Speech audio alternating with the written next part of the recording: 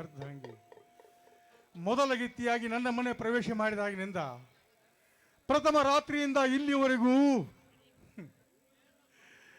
ಈ ನಿನ್ನ ಗಂಡ ನಿನಗೆ ಯಾವುದೇ ಪ್ರಾಪಂಚಿಕ ಸುಖ ನೀಡಿಲ್ಲ ಶಾಂತ, ಪ್ರಾಪಂಚಿಕ ಸುಖ ನೀಡಿಲ್ಲ ಅಂದಾಗ ಅಂದಾಗ ಶಾಂತ,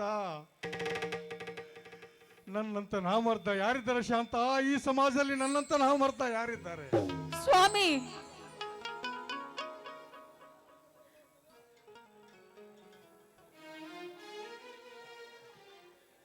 ಹೌದು ಶಾಂತ, ಹೌದು.